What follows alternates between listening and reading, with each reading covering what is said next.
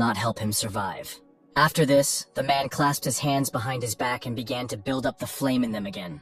The bug girl lay unconscious on the ground and slowly began to come to her senses. Farrell watched his enemies, waiting for them to strike next. Then our hero began to slowly change his appearance to human, saying that Carol still would not be able to kill him. The man, seeing all this, was happy, because he understood that without armor, Farrell was vulnerable, and our hero seemed to be deliberately irritating Carol by saying that he was only capable of talking and running away. Meanwhile, the bug girl, having come to her senses, ran towards Farrell again.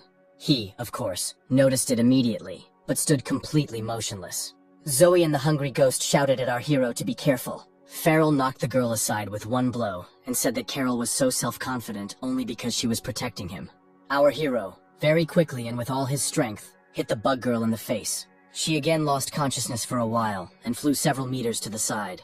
Carol, observing this, said that if Farrell wanted to kill her, he first needed to deal with his ward. Having come to, the girl realized that her face and head were completely restored, and without thinking twice, she again headed towards our hero to attack. Farrell was surprised by his opponent's full recovery, and said that Carol seemed to have confidence in her. The man, watching the fight, asked our hero if he even understood who he was fighting with. Carol said that this was a great achievement of their organization, second only to the Bloody River. Farrell, however, tried not to get distracted too much and concentrated all his attention on the fight. And the man continued by saying that they wanted to break Harris mentally, and then drain all the divine blood from him. Farrell took a break from the fight and digested what he had just heard. And then the bug girl delivered her blow, from the force of which our hero flew to the side. Farrell was in terrible pain, and kneeling, began to remember the events in the underground city. He remembered the huge number of bodies that were stored there, and realized that Harris had killed them all. Carol continued, saying that they mixed the girl's blood, boiling with anger and suffering, with Harris's unique blood.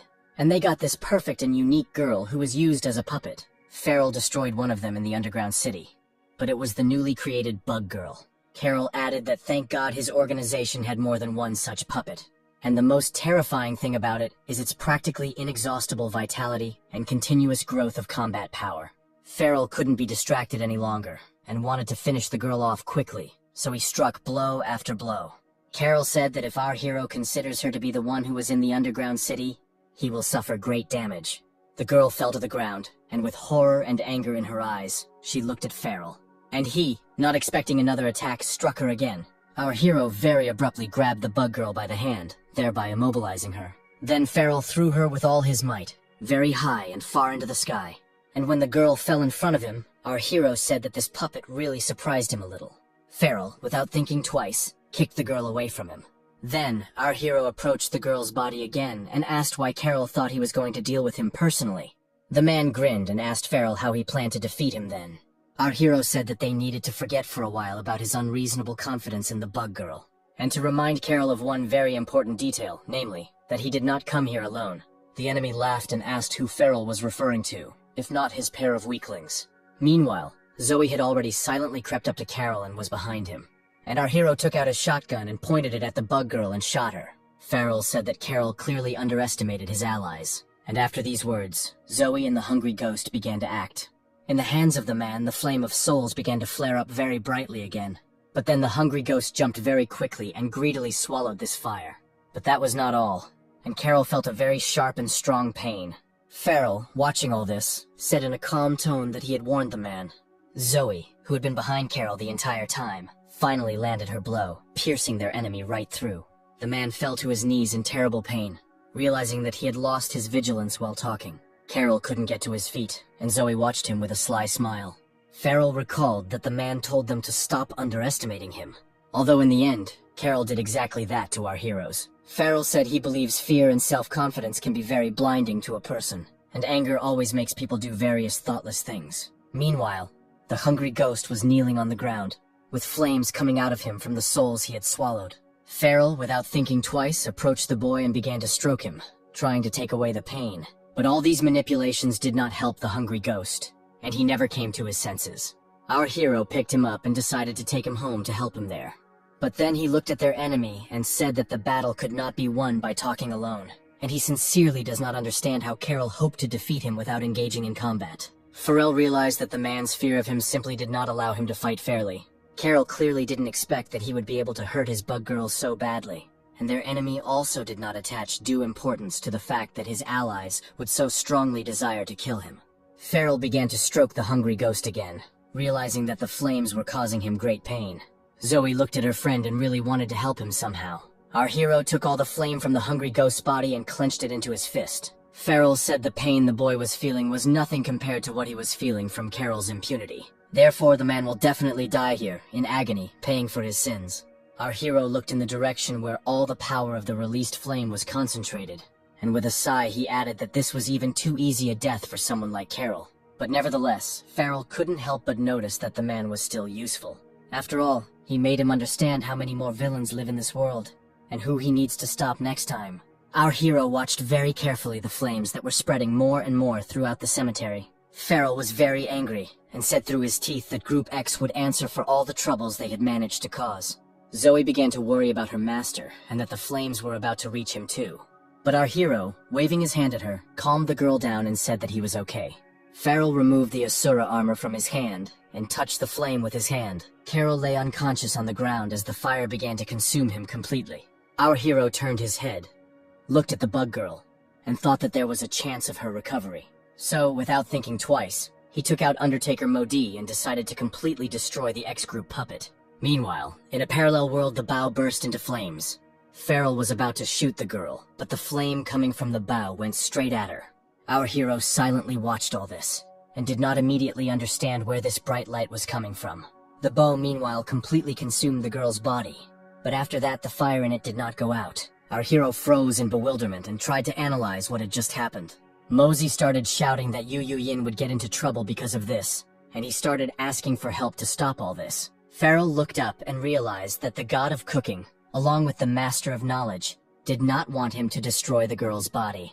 Most likely, this is all because Harris's blood flows through her, or the man is actually still alive. Our hero closed his eyes and decided that none of this was important to him. Meanwhile, Undertaker Modi also went back to the parallel world, and Farrell thought that on the whole, it didn't matter to him what secrets his charges kept from him. Here, a flame from the souls flew to our hero's hand and, without causing him pain, began to penetrate into him. Farrell smiled and said that now they each had little secrets from each other. Then our hero looked up and asked the Master of Knowledge if he was okay. Mosey looked out from the parallel world and shouted that he was okay.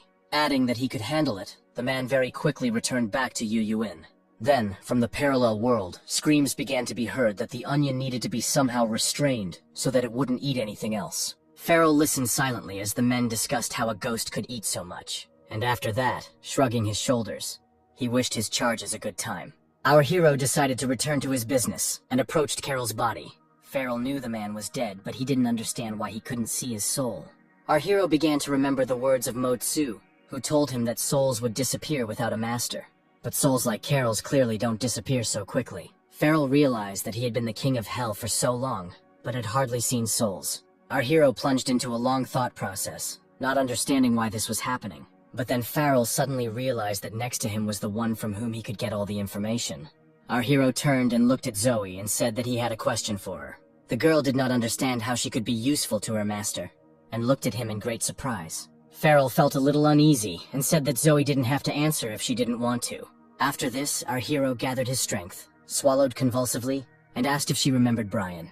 The girl was horrified by the mere mention of her and her sister's tormentor and murderer, named Zixi. Farrell smiled nervously and said he just had a few questions. He added that Zoe can simply remain silent if she feels upset. The girl was silent for a while and thought about her master's question. And then, saying that Farrell was truly a kind person, she began to cry. Our hero looked at the girl in great surprise, speechless. Then Farrell grinned and said that it was good that Zoe thought so.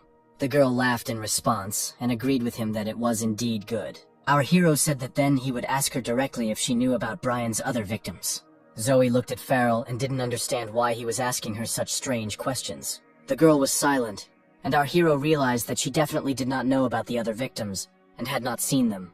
Farrell said it only just dawned on him that without hell, it takes some time for an ordinary soul to disappear. But the soul cannot disappear without a trace, and therefore, Group X catches all these souls so that they become material.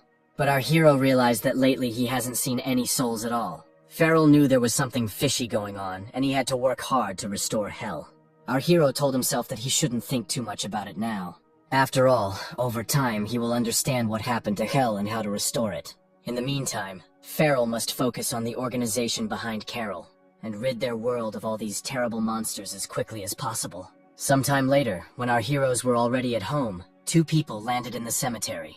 It was a man and a woman, and they were both members of the Dragonfang team. The leader of this team looked around and started shouting very loudly that they were late again. While the man was beating his chest, a girl named Feng Qi walked towards Carol's body. The team leader realized that there had clearly been a battle here and someone had died in it. The man calmed down, slowly turned his head, and cast his gaze at the place where the body was. The team leader approached the girl and saw that there was almost nothing left of the dead man. The man closed his eyes, trying to feel at least some energy, but apart from the terribly disgusting smell, he didn't feel anything else. At the same time, the team leader was very familiar with this aroma, and he had a feeling that he had smelled it somewhere before. The girl, who had been silent until then, said that her brother's clothes were lying on the ground. And then the man realized that it was not just a stranger lying on the ground, but Carol. Looking at the girl, he asked with horror if her brother was really so disgusting in her eyes. Then he made a terrible face and added that all this was simply disgusting. The leader of the group calmed down and once again realized that it was Carol's smell and body. He and the girl were glad that they finally had some kind of clue. Meanwhile, Farrell and his friends were already at home. Our hero looked very carefully at his hands, which were touched by the flame. He wanted to tell Mosey that some of that fire had entered him, but he immediately imagined the master's face. Farrell realized that he was about to have a very serious conversation, but for now, he wanted to take care of the hungry ghost, so he placed it in a kind of energy ball for safety. Our hero told Zoe that when the boy woke up, he would be fine, but for now she needed to stay here and watch him. Farrell knew that Carol had taken Bug Girl and was acting on his own without warning anyone. Therefore, the management is clearly not yet aware that they both died today. Farrell had the advantage of surprise, but the puppet was important to Group X and they might start looking for it soon. Realizing that he needed to act quickly, our hero smiled and turned to Zoe and said that he needed to leave. He asked the girl to stay with the hungry ghost and take care of him. Farrell didn't waste any more time and headed off somewhere with great confidence. Zoe didn't understand what her master was going to do, because he was walking straight into the wall. Meanwhile, in another part of the city, in a high-rise building, there was a very interesting conversation. At the window stood the apothecary Azure Stone, together with the master of the Southern Ocean, Xiao Yi. The pharmacist asked the old man why he had acted so strangely at such a critical moment. The Southern Ocean master responded because he found everything a little strange. The two souls that the Blood River must use were born in the underground city. Azure Stone asked the question that the replacement for these souls is not already in place. Xiao Yi replied that in the end, these souls were just a substitute for the soul they actually needed. After saying these words, the Southern Ocean Master took out Christine's personal file and placed it in front of him. Farrell left the house, determined to find out who was in Group X by any means necessary. After all, only he will dare to challenge these monsters and defeat them. Our hero did not know where exactly the center of evil was, and therefore, he connected his yin-yang vision. Farrell saw a dark spot in one of the buildings, and realized that this was where Group X's weak spot was. Our hero decided that he simply needed to destroy the Blood River to cause the most damage. But it would be too stupid to enter through the main entrance. And concentrating, Farrell began to think about what he should do. Our hero came up with a great idea, and was very happy about it. Farrell reactivated his renewed and insightful yin-yang eyes, beginning to scan the building's layout. The man decided that he needed to enter through the security guard's service entrance. Approaching the door, he knocked on it, and realized that he needed to steal a uniform and change clothes so as not to arouse suspicion. There were guards outside the doors who clearly wouldn't let him through so easily, so he came up with a plan. Farrell very confidently pulled the door handle and quickly opened it. Our hero entered the room, shouting that he had a surprise for the guards. After that, Farrell pushed one of the guards aside with all his might. One of the men looked very carefully in the direction of our hero, not understanding what was happening. Farrell ran very quickly through the locker room, knocking down all the guards. Our hero flew around the room and one by one hit the men, making sure that they all lost consciousness. At this point, the keys to the uniform locker flew out of one of the security guards' pocket. Farrell caught them with a quick movement of his hand, but he had to stop to do so. Our hero looked around and saw that all the men were lying on the floor unconscious. Farrell reached into one of the lockers, took out his uniform, and put it on. Then our hero took off the clothes of all the men, tied them up, and sat them in a corner. He decided to leave the men to rest in the locker room, since they clearly didn't need to get involved in this matter. Otherwise, he would have had to risk people's lives. and most likely they would not have survived. Farrell was ready to face his greatest enemies, but he didn't know where to start. Then a man crept up behind our hero and called out to him very loudly. Farrell didn't hear them sneak up on him and jumped in surprise. The stranger came closer to Farrell and put his hand on his shoulder. Our hero did not understand how he was exposed, because it seemed to him that he was invisible. The man said that he came here because his boss asked him to bring more people. Farrell breathed a sigh of relief, realizing that he had not yet been declassified. But the stranger did not leave him alone, saying that he needed to go and look for other guards. And then he looked at our hero and said that he looked somehow strange. At this point, Farrell felt uneasy, because he didn't want to fight with ordinary people who were not guilty of anything. But the man still wouldn't calm down and began to study our hero very suspiciously. Farrell had already slowly begun to gather his strength and was ready to enter the battle. And the stranger said that he understood why our hero was behaving this way, because he was a newbie. Our hero stood there in bewilderment, and the man began to laugh at him very loudly. The stranger reported that Farrell had arrived at their work just in time, and having told our hero to follow him, he slowly walked down the corridor. As he walked down the hallway, the man told Farrell that he didn't know what was going on in their building. But in the underground pipe there is always some strange noise, although there are no blockages there. Our hero became very tense when he heard this, but he didn't ask the man anything. The stranger expressed his concerns that these were small animals that could be crawling there, so he needed to go down and check. The man gave Farrell a protective suit and said that he would go with him. But our hero did not want to go down there, as he was afraid to fight someone without his friends. The stranger looked very carefully at our hero, and asked why he was hesitating. The man put on a suit and said that even though the pipe was not used to drain wastewater, it was not clean. And that's why they both can't go down into it without protective suits. Farrell only now realized that the man was going to go there with him. And the stranger added that he brought our hero here, so he cannot leave him alone. Farrell looked at the man and realized that he, quite unexpectedly, turned out to be a good person. Our hero knew that in the pipe, in fact, there was something that they were not ready to face, because it could be a river of blood. Farrell knew he couldn't let the stranger take that risk, and decided to punch him to knock him out. At that moment, the man said that he had made one very important decision. Our hero didn't know what the stranger meant, and so he became a little tense. And the man, leaning towards Farrell, reminded him that he was only a newbie here. Your hero pressed his lips together, afraid of what he would now hear from the stranger's lips. And the man added very cheerfully that our hero was not familiar with the road to the pipe, and therefore he would follow him. Farrell clearly didn't expect the stranger to be willing to risk himself and go into the unknown first. Here tears began to flow from our hero's eyes, because the man really moved him to tears. The stranger looked at Farrell and said that the newcomer seemed nervous. Our hero's face immediately changed, as he understood that it was the man who should be nervous here. And unable to contain his emotions, Farrell shouted for the stranger to stop thinking about him like that. The man felt very uncomfortable and a little ashamed, so he let out a nervous laugh. The guard said that he was glad of our hero's fearlessness, because he had never been there before, and, in theory, should be afraid of the unknown. Then the stranger opened the basement door and said that he would go first, and Farrell could join him after he changed his clothes. Our hero unfurled the protective suit and thought his updated yin-yang eyes were handy, but he didn't use them. Moreover, he understood that he had to save enough energy for the upcoming battle. So, after changing his clothes, Farrell decided that for now he would go after this guy. The stranger asked our hero not to lag behind and always stay close. Farrell scratched the back of his head and said he would try not to disobey the order. And together they walked down a long corridor that led straight to the pipes. Meanwhile, on the roof of another house, two people were standing on the street and looking at the moon. It was raining outside and the girl, stretching out her hand from under her umbrella, was catching the drops. Feng Qi grimaced and said that everything around was simply disgusting. The team leader laughed and replied that with the girl's strength, she should hate this weather. But on the contrary, he himself is very powerful on rainy days. Therefore, he would be happy to take care of Feng Qi, because he is also a brother to her. The leader of the Dragon Fang team took the girl in his arms and rose into the air with her. Farrell thought he heard some strange noise, so he froze for a second. The stranger turned to our hero and asked what had happened to him. Farrell had completely forgotten about the man, so he laughed very nervously, reporting that everything was fine. And so the two of them continued their journey down the long corridor in search of the blockage. This entire basement resembled an unrealistically huge labyrinth, and one could get lost in it. The team leader and his sister very unexpectedly also found themselves in this corridor. The man began to look around and recall the latest events of the day. He and Feng Qi flew to the roof of the building where Group X was located, and then somehow they ended up together in this strange place. Feng Qi silently walked up to the wall and touched the stone that was sticking out of it.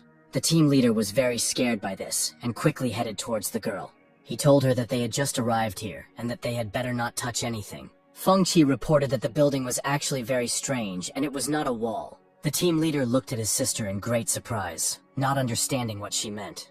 But he didn't wait for an explanation from her and decided to touch the wall himself. When the place he touched changed, the man realized that they were in the magic circle of the southern seas. The team leader didn't understand that they were able to be transported here without leaving any traces. The girl was silent, but then decided to check something and looked at her hand. After that, she informed her brother that there was a huge energy consumption going on here. The man thought for a moment and replied that indeed, such a powerful magic circle could not be created in an instant. Plus, it takes a lot of effort to maintain this magic circle. The man understood that the troops of the southern seas had indeed not retreated so easily. At this point, the team leader turned his head to hear what Feng Qi had to say to him. But the girl didn't even listen to him, but simply walked silently down the long corridor. Feng Qi said that she was going to take a walk and explore the place they were in. The man ran after her, telling her that now was not the best time for a walk. After all, something serious is clearly happening here, and trouble could happen to them. The girl said that she simply could not leave him here alone. The team leader did not expect such care from his sister, and was even touched when he heard this. Feng Qi looked at the man very seriously and said that he couldn't handle all this alone. The brother still couldn't believe that she was worried about him, so he remained silent for a while. But then the team leader got angry and said that all this was not true. Meanwhile, on the other side of the basement, Farrell and his companion came to a door. Our hero looked around and was very surprised that it was so spacious here. He noted to himself that this place was very strange, and that there was clearly something there. The guide informed Farrell that the building was very large, so it was quite normal to have such a spacious basement. Meanwhile, loud footsteps were heard in another part of the dungeon. In the basement, there were our heroes, already well known to us, who came to help. After all, Zoe and the Hungry Ghost simply couldn't allow their master to come here alone. Meanwhile, Farrell and his companion were looking very carefully at the door that blocked their path. It had a sticker on it with a very familiar face and a message telling them to start right there. The guide said that the words were written quite well, and the fat man depicted on the sticker also seemed a little familiar to him. Farrell looked at the man very seriously and asked where they should go next. The guide suddenly burst into tears and said that they seemed to be lost. After this, the man took his card out of his pocket and began to study it. Our hero was very surprised by the fact that the stranger had a map with him all this time. Farrell walked closer to the escort and decided to see what was depicted there. When our hero got the map, he said that they did not walk along any repeating corridors. So Farrell couldn't find the problem looking at this strange map. The guide reported that our hero was simply holding the map upside down. Farrell felt uneasy and closed his eyes, trying to collect his thoughts. Then our hero said that none of this mattered, because they really were lost. Here the guide grinned and said that all this was completely untrue, and in fact they weren't lost, he just wanted to take a walk here. Farrell realized that the man was clearly trying to get out of the situation in such a stupid way. Then suddenly the man fell to his knees and burst into tears, saying that he really didn't know how to get out of here.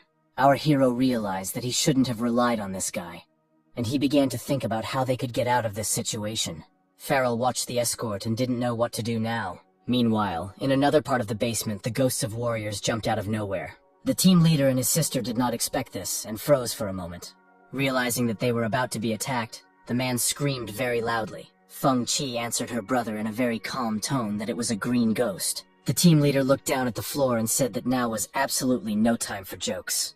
After this, the man very abruptly grabbed his sister and ran down the corridor. Meanwhile, the ghosts were clearly serious and followed them. The team leader did not understand where these strange ghosts came from, or why they appeared. He opened his palm and saw there a black stone, which he had previously found in the basement. The man remembered that the ghost soldiers appeared after he removed the stone from the platform. Looking at the light, it seemed to him that this thing looked absolutely empty. But the team leader decided to first take his sister to a safe place and then think about the stone. Meanwhile, Zoe and the Hungry Ghost continued to walk around the basement in search of Farrell. Suddenly the girl heard a very strange but painfully familiar sound. She turned her head and saw the Hungry Ghost eating something from the platform further down the corridor. Zoe got really angry and shouted at him that there was nothing to eat there. The girl flew up to the Hungry Ghost and began to shake him, demanding that he spit it all out. While Zoe was struggling with the guy, something incredible happened, and the floor beneath them became hot. Our heroes, noticing this, froze for a while, not knowing what to do. Meanwhile, in another part of the basement, Farrell and his companion also found a platform with a stone. The man bent down and began to examine the find very carefully. The guide understood that this stone contained something very amazing. Farrell, however, saw nothing remarkable in the find, and so stepped aside. But suddenly he heard a very strange and loud noise coming from the platform. It was the escort who was shouting and running towards our hero. Farrell froze, not understanding what was happening and what had frightened the man so much. But what he saw also horrified our hero, and he realized that he had to run. The stone that was on the platform suddenly increased in size and rolled towards the men. Farrell shouted at the attendant and asked where this thing came from. The man answered him that he himself did not know why the stone had grown to such a size. Our hero immediately realized that his companion had lost his temper and had touched something he shouldn't have. Meanwhile, in another part of the basement, the team leader fought the ghost warriors and trapped them in stone. He beheaded them one by one very easily and soon gained victory. The man was very serious, and when it was all over, he was sitting on a mountain of corpses, holding one of the warriors' heads in his hands. Realizing that he was no longer in any danger, the team leader breathed a sigh of relief. But then it dawned on the man that his sister had disappeared somewhere and was not around. He understood that he couldn't leave Feng Qi alone for long, because in his opinion, she couldn't stand up for herself. Therefore, he decided not to delay any longer and go in search of his sister. Meanwhile, the hungry ghost had also lost Zoe and was walking down the corridor alone. During his journey, he was amazed that this basement was very amazing and even had lava in it. But then the guy began to drive these thoughts out of his head, realizing that now he needed not to admire the basement, but to look for Zoe and Farrell. Walking a few more meters forward, the hungry ghost came across a girl he didn't know. It was Feng Qi who, without saying a word, simply walked past the guy. The hungry ghost was also in his thoughts, realizing that he was separated from Zoe because he ate the stone. But then it suddenly dawned on the boy that some girl had just passed by him. He turned around very slowly and decided for himself that he had to catch up with this stranger. Meanwhile, Zoe was all alone in a place that was engulfed in flames. The girl did not understand what happened to this place and where the hungry ghost had gone. Then Zoe heard a very strange noise behind her and slowly turned around. It was the leader of the group who, having arrived at this place, stopped and looked around. Noticing the girl, he grinned and asked who she was, an enemy or a friend. Zoe didn't answer the man, but she was prepared for him to attack her now. The sounds coming from the basement were so loud that they could be heard up to the top of the tower where Xiao Yi was located. He was not alone there, and next to him stood an apothecary named Azure Stone, who reported that they had some rats. The master of the Southern Ocean realized that opening the bloody river was not so easy. Xiao Yi said that they might really need help with this matter. Azure Stone said that he can handle it all himself, as he believes that it only requires a little effort. The pharmacist realized that he had already made several attempts to stop everyone in the basement. He had already used stone pressure, ghost soldiers, lava mountain, and separation. But alas, all these traps did not stop them, which could indicate that the array became weaker after long-term use. Meanwhile, the hungry ghost caught up with the girl he met in the basement. Looking at her, he realized that Feng Qi didn't look like an enemy, and that she might have ended up in this place by accident. The girl, who had not paid attention to the boy before, suddenly looked at him and asked what he was doing. The hungry ghost, not expecting the girl to see him, froze for a moment. He understood that she was an ordinary living person, not a ghost, but he didn't understand why he became visible to her. Because ordinary people don't notice his presence. Without thinking twice, the hungry ghost jumped away from the girl. The boy froze, realizing that this was not just a person in front of him, and fearing that she might attack him. The hungry ghost noted to himself that the girl's expression had never changed. The boy began to think that she was clearly not afraid of him, and that he posed no danger to her. Meanwhile, Azure Stone moved to a corridor where there was lava on the floor. He saw in it the group leader and Zoe, who froze and looked at each other inquiringly. The pharmacist realized that more than one group of people had come here, and perhaps they would kill each other. Zoe and the group leader still didn't move, looking at each other, waiting to see who would attack first. Here the man, feeling something strange, closed his eyes and touched his head. Opening his eyes, he said that he did not want to fight the girl, as he felt there was a stronger enemy here. After these words, the group leader turned and looked at Azure Stone, who was standing to the side. With a sharp movement of his hand, the man tried to grab the apothecary, but he managed to jump away. Zoe was very surprised that Azure Stone was so fast. At this point, everything around lit up with a bright blue light, and the group leader took out his weapon. The man told the pharmacist that he could smell it from several kilometers away. Azure Stone said that the group leader deserves to become the star of the next generation of Dragon Fangs. The girl froze when she heard the already familiar name that she had heard from Christine's parents. Meanwhile, the group leader was pleased to hear the apothecary's praise, and while he was showing off and praising himself, the blue light began to intensify. Here the group leader realized that he was missing something, and when he opened his eyes, he did not see the apothecary. Azure Stone took advantage of the situation and stepped aside, glowing very brightly. Gathering all his strength, he released it on the group leader, saying that without his sister, he was nothing. The man told Zoe that he did not consider her his enemy, and would not allow her to be harmed. With a sharp movement of his hand, the group leader took out his weapon and prepared for battle. He took his spear and waved it, causing a shower of stars to fall upon the apothecary. Azure Stone stood motionless and said that all this was still not enough. The apothecary made a combination of his fingers and cast a spell that made his body as hard as glass. Azure Stone's gaze changed dramatically, and a protective field appeared around him. Realizing that his attack had not worked, the group leader became very serious. The man rubbed the back of his head and realized that defeating the apothecary would not be so easy. Azure Stone said that if the group leader no longer planned to attack, then it was his turn. Zoe and the man stood and looked at the apothecary, thinking about their next move. The girl couldn't stand it and decided to attack, but the group leader blocked her path, saying that all this could be dangerous. After all, the man realized that the famous elder from the south was also in this building, and he sent the apothecary to kill them.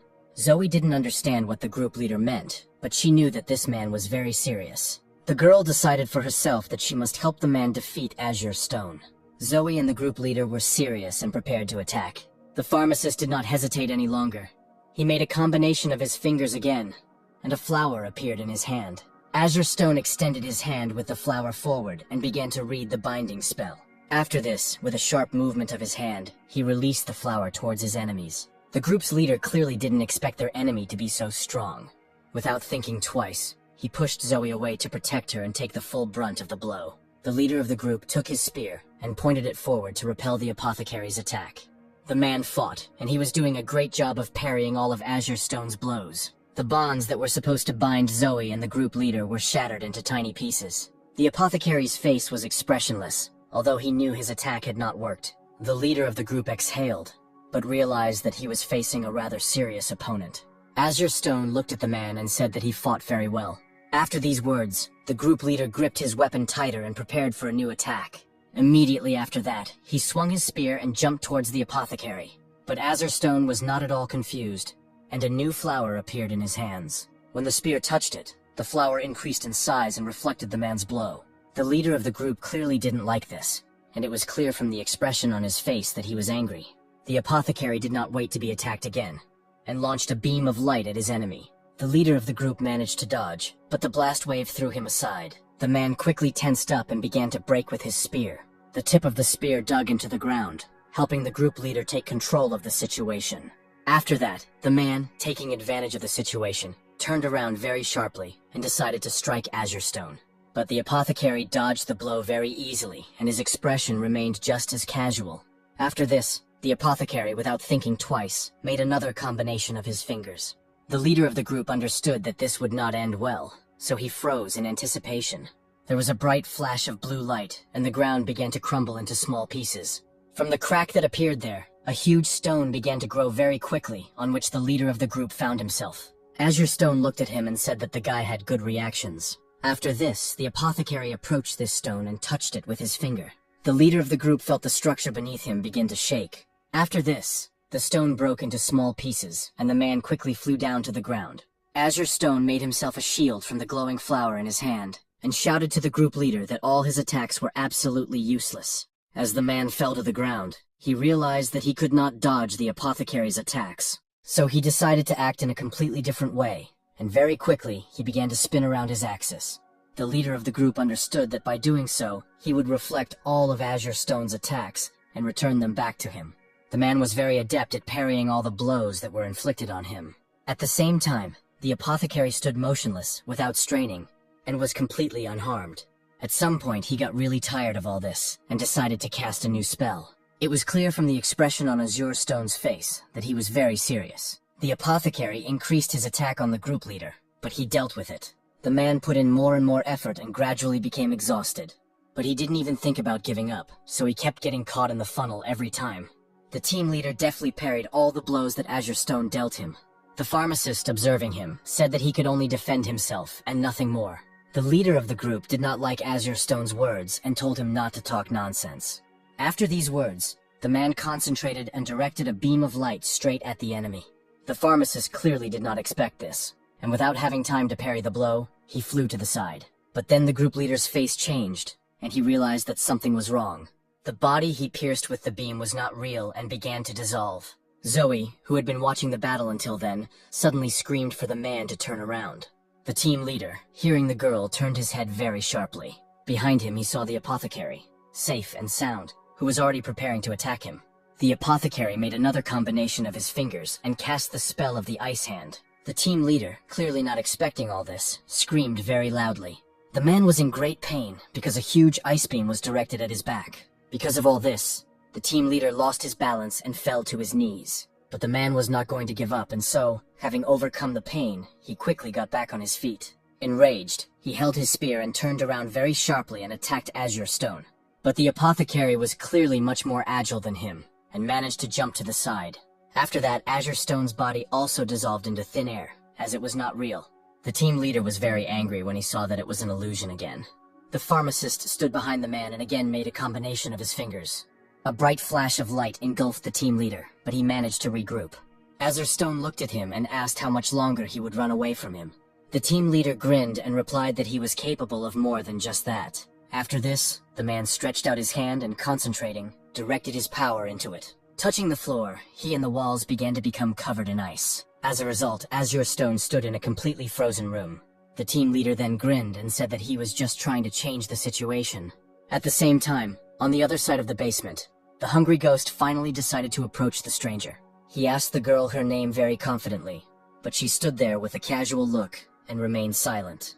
Zoe, who had been watching the fight all this time, began to look around. The girl did not understand why the temperature in the basement changed so suddenly. She looked at the walls, ceiling, and floor. Everything was covered in ice. The team leader and Azure Stone stood opposite each other, not saying a word. But then the man couldn't stand it any longer, and asked the apothecary how he liked the icy hell he had created. Azure Stone looked very closely at his hands and was surprised that it all worked. The team leader grinned and said that he had frozen magma more than once in his life. And now, when the temperature in this room has become comfortable, the man can use all his strength. Azure Stone became serious again and said that he would now check if this was true. After these words, the apothecary made a new combination of fingers and directed the new flower towards the team leader. The man did not defend himself, and stretching out his hand in response, he gathered all his energy. After that he smirked, and said that he didn't want to see any more useless tricks. Clenching his fist, with a flower that he also made from energy, the man said that he wanted to deal with the apothecary quickly. Then he added that the sooner Azure Stone stopped him, the better, because later he might regret it. Zoe watched what was happening very carefully and doubted the success of her ally. Meanwhile, Azure Stone, with a relaxed expression on his face, began to fold his hands into a new combination. The team leader grinned and said that this was exactly what he was waiting for. The man immediately began to glow blue and shouted to the apothecary to taste his power. The leader of the group directed all the energy that had already turned into dragons at his enemy. Azure Stone stood still and simply watched everything that was happening. But literally a second later, the apothecary grinned, and the flower in his hand began to glow with a light that scared away the dragons. At that moment, Zoe realized that the team leader was definitely no match for Azure Stone. Meanwhile, the man was spinning more and more energy around himself. But then the group leader's spear suddenly flew down to the ground and hit it. Zoe was very scared of what would happen next, because she understood that the man had no strength left. But then the leader of the group very abruptly ran up to the girl, grabbed her by the hand, and dragged her along with him. She asked him, very surprised, what he was doing, and the man replied that they needed to run. Zoe turned around and looked at their enemy, not believing that they could escape from him so easily. Then the girl saw that the place where they had just been began to glow with a bright light, and then all the ice that covered the basement began to crack, and lava began to break through to the outside. As a result, that part of the basement was again engulfed in flames, and the ice crust shattered into small pieces. As they ran, Azure Stone shouted after them that they were too naive to fight him. Having run far enough and found themselves in a more or less safe place, they stopped. The team leader reported that with the help of the array and its power, he was able to buy them some time. Zoe looked at the man very carefully and asked why he took her with him. Because she could turn out to be his enemy. The team leader looked at the girl very carefully and said that he didn't care. Then he turned away from her and said that he still had something to do, so she could go if she wanted. But Zoe decided to go with the man, saying that they had a common goal, to cause trouble for this organization. Meanwhile, the hungry ghost was angry that the girl did not consider him dangerous and told her that he should not be underestimated. The stranger handed the guy a piece of energy so that he could have some energy. The hungry ghost, without thinking twice, grabbed it and ate it very quickly, saying that the girl seemed to be a very good person. Then he asked the stranger why she had come to this basement, and having swallowed the treat, he added that they most likely had similar goals to defeat the gang. Then he smiled and said that he would be glad to help his new friend in this matter. The girl looked at the guy very carefully and asked if he was alone here. Then the hungry ghost exhaled and said that he had come here with his sister. He missed Zoe so much that memories immediately began to appear before his eyes. But then the guy added that for some reason they separated, and he doesn't know how it happened. The girl looked at her new acquaintance very carefully, and an awkward pause hung in the air. The hungry ghost, unable to bear the tension, asked where her partner had gone. But without waiting for an answer, he smiled and added that he was ready to help her find a friend, since she treated him to food. The stranger continued to stare at the boy and did not say a word, but suddenly she asked if it was true that the hungry ghost was lost. The guy didn't like this question at all because to him it sounded like a reproach. The stranger leaned over and looked the hungry ghost in the eyes, asking if he was looking for his sister. But then she realized that no, because the boy was clearly very afraid of her. She saw Zoe scolding the hungry ghost for eating everything. The boy began to laugh very nervously, realizing that the girl could read minds, and said that she thought too much. After all, he loves his sister very much, despite the fact that she sometimes scolds him. The hungry ghost walked forward and told the girl that he would use all his powers to help her. A stranger watching him said he was going the wrong way, and the boy stopped. Meanwhile, the corridor, which was covered with ice, began to slowly thaw. The ice cracked more and more, and the lava that was underneath tried to break out. Azure Stone did not stand still and went in search of other enemies. The man was very serious and angry that Zoe and the team leader had managed to slip away from him. Meanwhile, the ice cracked more and more and lava already completely covered the room.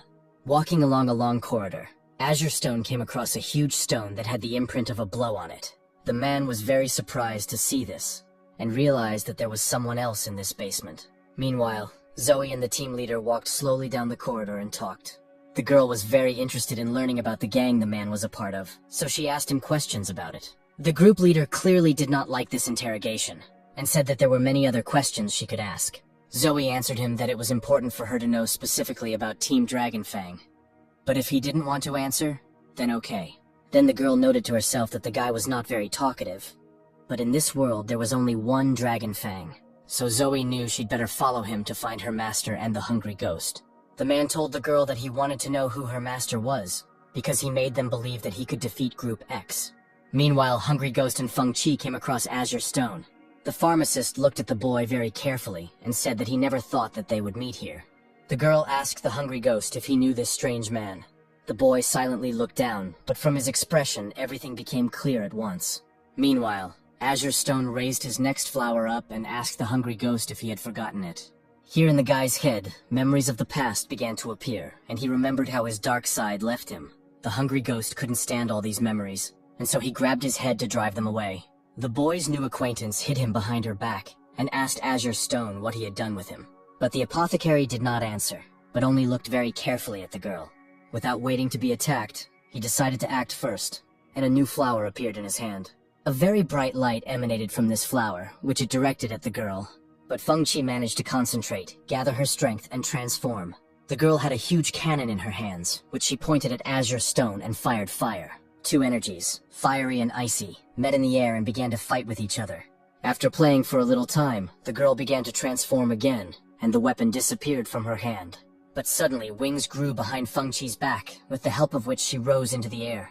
The hungry ghost, who had been struggling with his memories until now, raised his head and admired his new acquaintance.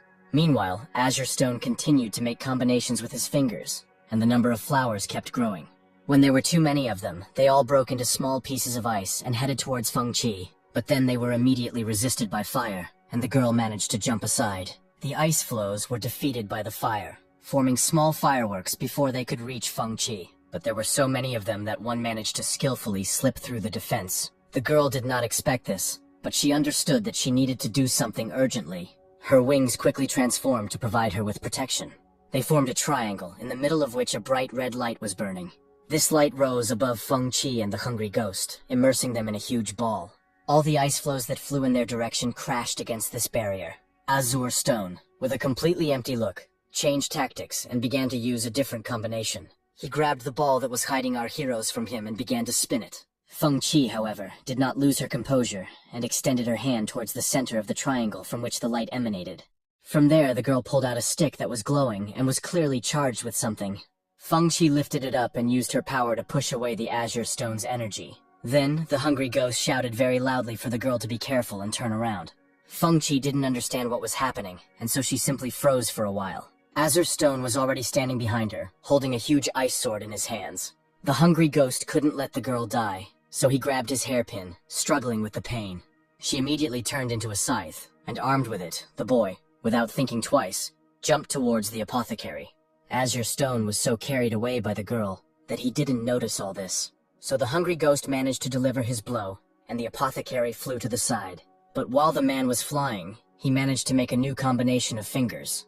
After that, a huge ice sword flew towards the hungry ghost at full speed.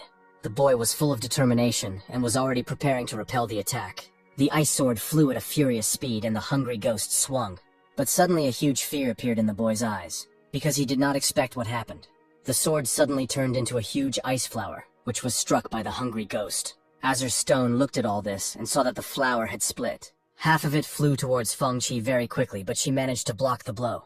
Zoya's face changed dramatically and she suddenly froze for a second. The team leader looked at the girl and asked if she was okay.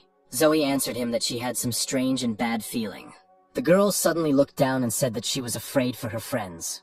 Then Zoe suddenly rushed forward and the team leader asked her where she was going. The girl answered him very quickly that they just needed to speed up. The team leader ran after her and said that he would solve everything as soon as he received the device from his sister. Meanwhile, the hungry ghost stood waiting for another attack, and drops of black blood spread across the floor. Azure Stone looked at him very carefully and said that a big change had occurred in the boy.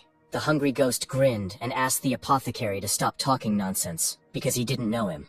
At that moment, he grabbed the tip of the sword, squeezed it with all his strength, and the blood flowed from his hand even more intensely. Here the hungry ghost, taking advantage of the fact that Azure Stone was very close to him, swung his scythe. But only the apothecary managed to make a new combination of his fingers. In one of his hands, a bright light appeared, and in the other, a new flower began to appear. After this, the apothecary simply disappeared, and the sword remained in the hungry ghost's hand. So when the boy swung his scythe, he missed Azure Stone. The pharmacist spread his arms out to the sides and began to attack both the hungry ghost and Feng Qi at the same time. And while the boy was fighting with the ice sword, the girl stood in the ball, which protected her. All this resistance dragged on for some time, and then suddenly clouds of dust arose. It was Feng Qi, because she understood that they would not be able to defeat Azure Stone, and therefore it was necessary to fly away. But the apothecary was not going to give up, because he did not want to let his enemies go. Meanwhile, the girl grabbed the hungry ghost, and they flew away together. But suddenly Feng Qi felt a blow to her back and realized that they were too late. Azure Stone landed his attack very precisely, completely immobilizing the girl and the hungry ghost. Then the apothecary delivered another blow of his own, which sent the boy flying aside. Azure Stone couldn't let another pair of enemies slip through his fingers. He was very happy that he was able to stop the hungry ghost with Feng Qi. After that, the apothecary very slowly shook off the dust and decided to finish with all this. Azure Stone came very close to the girl and looked at her carefully. He was clearly determined to get rid of Feng Qi and the hungry ghost, so he swung his sword. But his plans did not come true so quickly, because he encountered resistance. It was the hungry ghost who had woken up and could not let the girl die. He cut Azure Stone in half, but alas, it turned out not to be his real body. Therefore, his scythe simply cut through the air, leaving only smoke after the attack. The hungry ghost heard footsteps behind him and turned around very quickly. It was the apothecary who swung again and was about to deliver his blow. The boy knew he had to act quickly, so he took out his chain. She very deftly wrapped herself around Azure Stone's body, and at first glance immobilized him.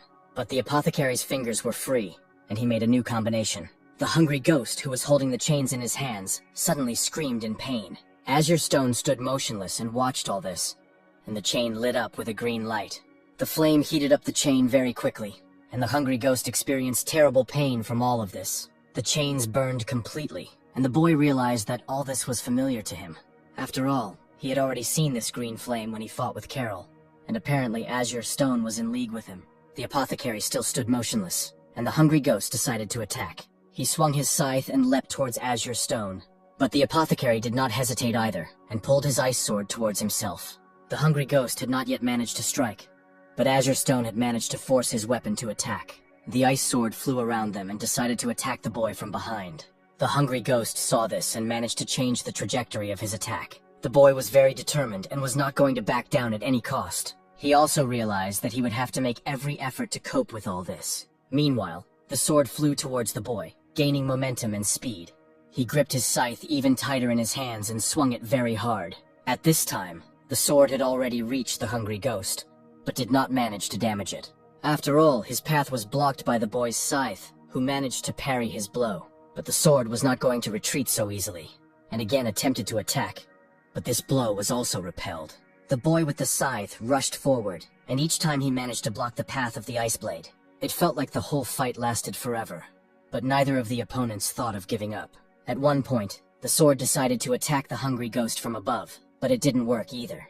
The boy dealt a powerful blow to the ice blade each time, but it never broke into pieces. Azure Stone stood silently and watched everything that was happening, and the hungry ghost understood that he could not lose this battle. The pharmacist understood that he had finally come across his old friend, who had forgotten him. But since it was the one he thought of, Azure Stone was thirsty for revenge. The man, without thinking twice, immediately made a new combination of fingers.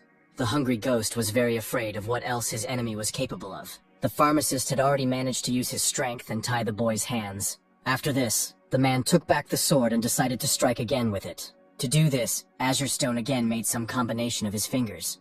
The sword turned very quickly and headed towards the hungry ghost. The boy could not move or fend off the blow, so he decided that this was the end of his life. Meanwhile, the master of the Southern Ocean sat at the top of the tower, looking at some paper.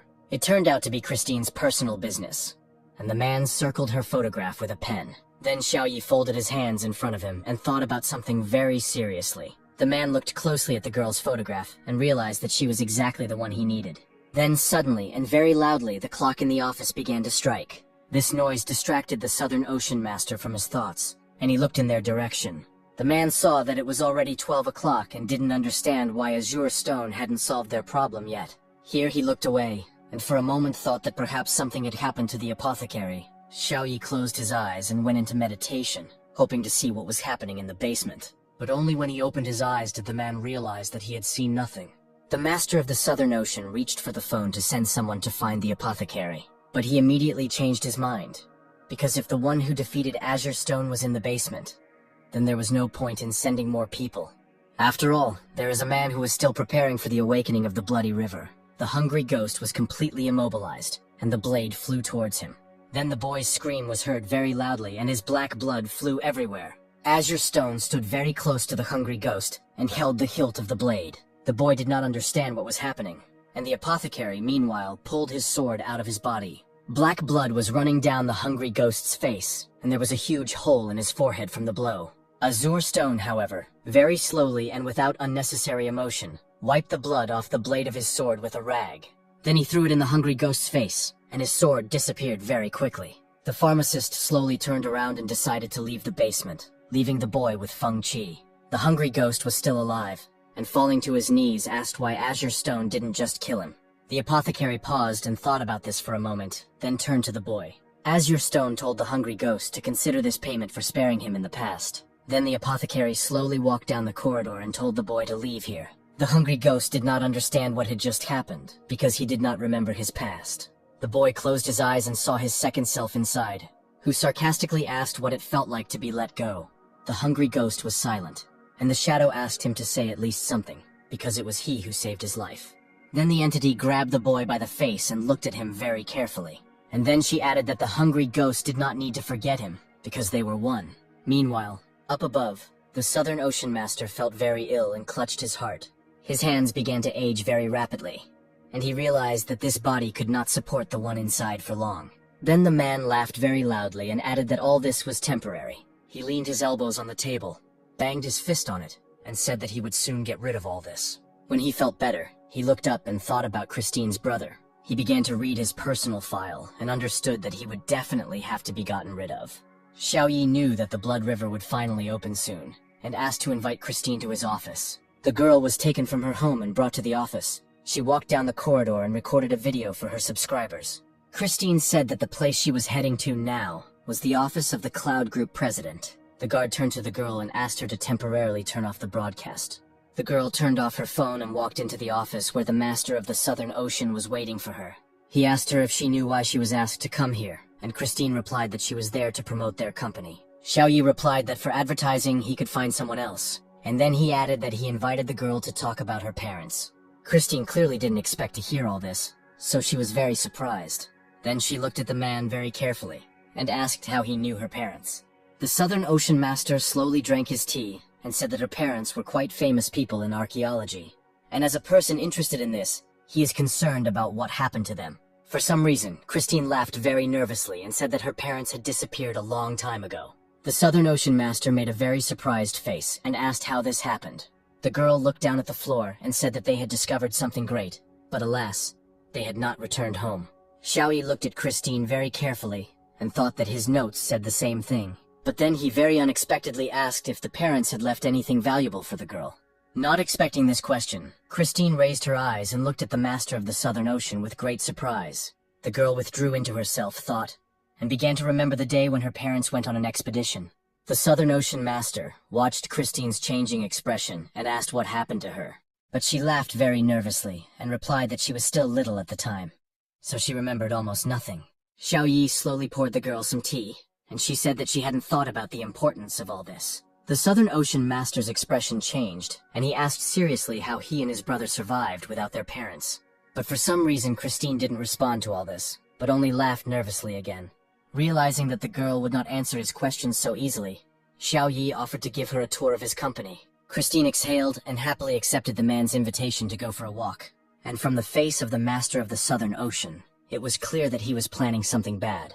Meanwhile, in the basement, Hungry Ghost and Feng Qi were lying on the floor, and the boy's second essence stood and watched them. Then the shadow turned to him and asked if he liked the feeling of helplessness, because he could not do anything without it. The Hungry Ghost became very angry and asked his essence to shut up. The shadow smiled slyly and said that it was time for the boy to stop suppressing him and not forget about his past. Then the entity added that if the Hungry Ghost did not accept it, the owner would definitely die. The boy understood that if he died, there would be no one to protect Farrell and Zoe, and he could not allow this. So the Hungry Ghost exhaled, gathered his strength, and stood up on his feet. The boy, without thinking twice, picked up his chain again, and understood that he needed to get rid of their enemy. He decided that he had to win at any cost, and do what he least wanted to do. The Hungry Ghost let his second essence into himself, and stopped resisting it, saying that he was the most important and strongest of his friends.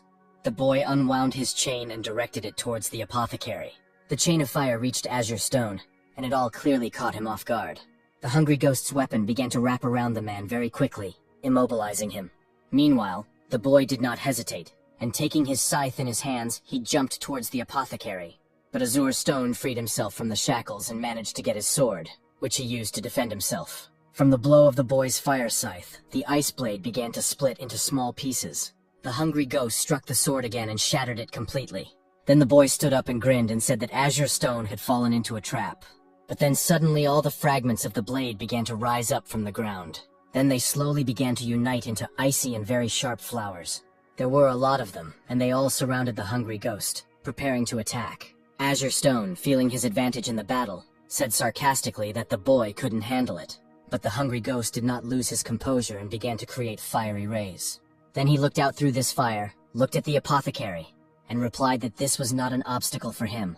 The boy very quickly began to shoot fire and destroy flower after flower. His movements were very fast and precise, and Azure Stone simply had no chance of winning.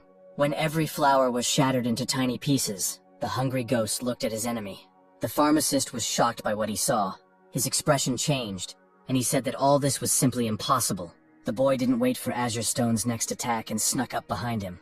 Then he grabbed the man by the head and slammed him against the wall, saying that his bald brother would be next. The Hungry Ghost asked the apothecary if he was willing to give up his dream, and he replied that he was not. Azure Stone remembered his past, where he stood on the mountain with his brother, and promised that they would use God's hand. Then he returned to the present, feeling a sharp pain in the area of the flower on his forehead. Blood flowed from there, and the drawing itself began to glow with a blue flame. The apothecary gathered his strength and clenched his fist and struck the Hungry Ghost. The force of the blow sent the boy flying to the side, and he was glad that Azure Stone had finally decided to give it his all. Then he looked at the man and sincerely admired that he had achieved such a level of control over his strength. The hungry ghost went back in time and remembered his first meeting with the